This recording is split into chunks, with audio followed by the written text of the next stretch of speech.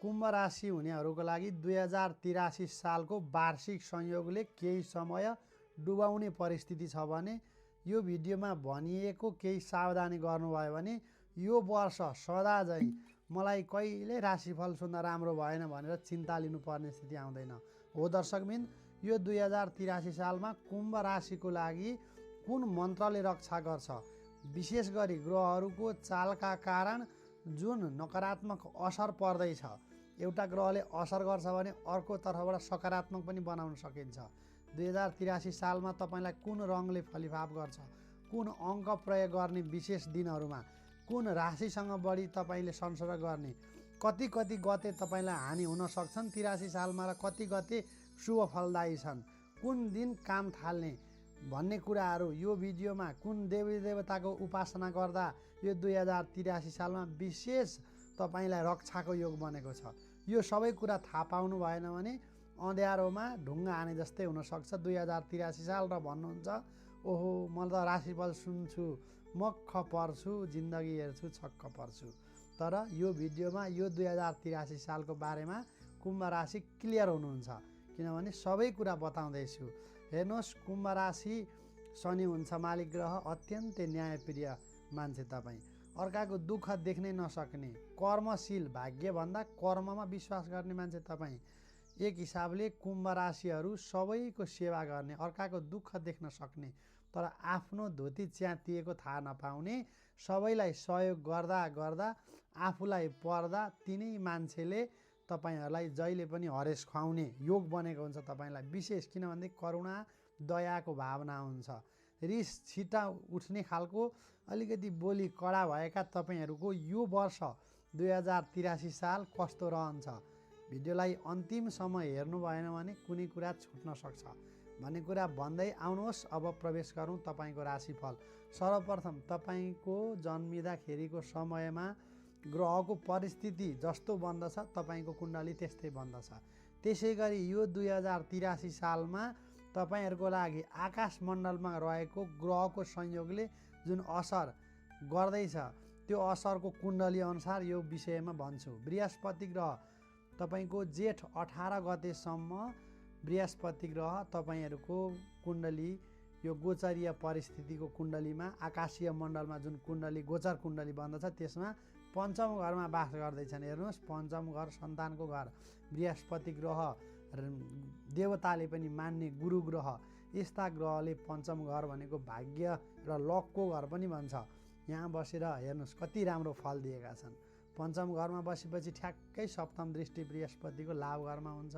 लाभमा भएपछि लाभै लाभ, धन सम्पत्तिको योग बृहस्पतिले ग्रहले गराउँदैछन्। त्यसै गरी अब बृहस्पति ग्रहले यता पञ्चम दृष्टि हुन्छ अरे भाग्यमा पनि केही वृद्धिको संयोग गराइरहेका छन्। सधैँ चिन्तित हुनुहुन्थ्यो, लग्नमा पनि तपाईँलाई देख्दाखेरि शील स्वभाव आचार विचारमा पनि तपाईँको विशेष गरी बृहस्पतिको दृष्टि छ भने केही नराम्रो पनि छ। सबै कुराहरू सुन्नुहोला।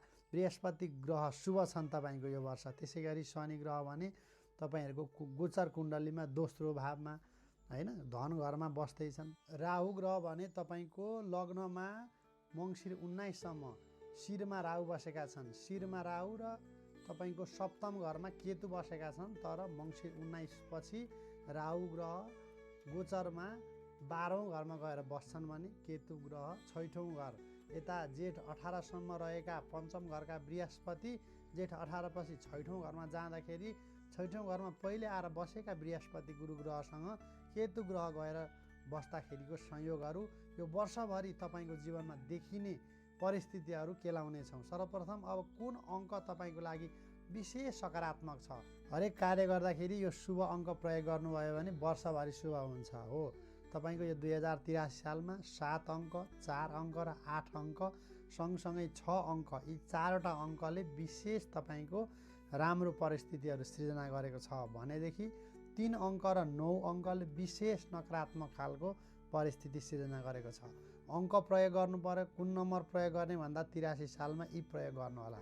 त्यसै गरी तपाईँको लागि शुभ रङ कुन प्रयोग गर्ने त भन्दाखेरि शुभ रङको हिसाबले तपाईँले विशेष गरी कालो रङ प्रयोग गर्नु अति राम्रो हुन्छ। खैरो रङ तपाईँको लागि अत्यन्तै राम्रो हुन्छ। बैगुनी रङ भान्टा कलरको रङ विशेष तपाईँलाई लाभप्रदायक हुन्छ भनेदेखि अब त्यस्ता रङ जुन विशेष कार्यहरूमा तपाईँले लगाउनुभयो प्रयोग गर्नुभयो भनेदेखि तपाईँलाई नकारात्मक असर गर्छ। त्यो रङ भनेको तपाईँको लागि रातो रङ र सेतो रङ। यी 2083 सालमा यो दुईटा रङबाट जोगिनु होला, विशेष तपाईँलाई राम्रो असर गर्नेछ। अब तपाईँ कुन बार तपाईँलाई शुभ छ, किन भनेदेखि जुनसुकै बारमा काम थालिदिनुहुन्छ अनि मेरो काम बनेन भनेर चिन्तित हुनुहुन्छ। 2083 सालमा विशेष सकारात्मक बार तपाईँको लागि शनिबार रहेको छ। शनिबार अरूको लागि घात छ भने विशेष तपाईँको लागि राम्रो छ। त्यसै गरी यो 2083 सालमा बिहीबार भने अत्यन्तै घातको संयोग तपाईँलाई बनेको छ। धेरैले गल्ती गरिदिनुहुन्छ। अब कुन गल्ती अर्को जुन गल्ती तपाईँले गर्नुहुन्छ त भन्दाखेरि 2083 सालमा पूर्व दिशा र उत्तर दिशा विशेष तपाईँको लागि हानि गर्दैछ। सबैभन्दा राम्रो दिशा तपाईँको लागि पश्चिम दिशा बनेको छ भने अपोजिट साइड अर्थात् पूर्व दिशामा शून्य बलि भएका छन् ग्रहहरू। उत्तर दिशा पनि त्यति राम्रो छैन। तर 2083 सालमा केही राम्रो काम गर्दै हुनुहुन्छ भने पश्चिम फर्किनु, बरु थोरै दक्षिण दिशातिर फर्किनु तपाईँको लागि लाभप्रदायक हुन्छ। यो 2083 सालमा कसैलाई केही दिनु पर्यो भने तपाईँले दाहिने हातले नदिनु होला, त्यो कुरो फर्किँदैन अरे। दाहिने हातले दिनुभयो, कसैलाई पैसा दिनुभयो भनेदेखि त्यो पैसा फर्किँदैन भन्ने हुन्छ। त्यस्तो संयोग बनेको छ। दिँदाखेरि देब्रे हातले दिनु, लिँदाखेरि तपाईँले दाहिने हातले दिनु होला। यति मात्रै व्यवहारमा गर्नुभयो भने तपाईँलाई ग्रहले धोका दिँदैनन्। मान्छेले धोका दिएर धोका पाइँदैन, तर ग्रह चिन्न सकियो भने तपाईँको सकारात्मक हुन्छ नै हुन्छ।